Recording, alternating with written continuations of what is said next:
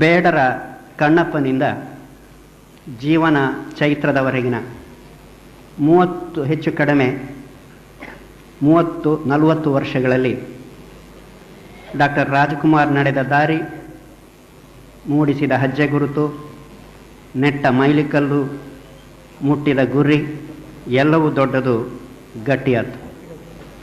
ಕರ್ನಾಟಕ ರತ್ನ, ನಟ ಸಾರ್ವಭೌಮ ಡಾಕ್ಟರ್ ರಾಜ್ಕುಮಾರ್ ಜನಕೋಟಿಯಿಂದ ಪ್ರೀತಿಯಿಂದ ಅಣ್ಣ ಎಂದು ಕರೆಯಿಸಿಕೊಂಡವರು. ಅವರಿಗೆ ಧರ್ಮಸ್ಥಳದಲ್ಲಿ ಧರ್ಮಾಧಿಕಾರಿ ಶ್ರೀ ಹೆಗ್ಗಡೆಯವರಲ್ಲಿ ಅತಿಶಯವಾದ ಭಕ್ತಿ, ಗೌರವ. ಅವರೇ ಒಂದು ಕಡೆ ಹೇಳಿದ್ದಾರೆ, ಈಗಿನ ಕಾಲದಲ್ಲಿ ಬ್ಯಾಟ್ರಿ ಹಾಕಿ ಹುಡುಕಿದರೂ ಸಿಗದಂತಹ ಅಪರೂಪದ ವ್ಯಕ್ತಿ ಹೆಗ್ಗಡೆಯವರು ಎಂಬುದಾಗಿ. ಈಗ ಡಾಕ್ಟರ್ ರಾಜ್ಕುಮಾರ್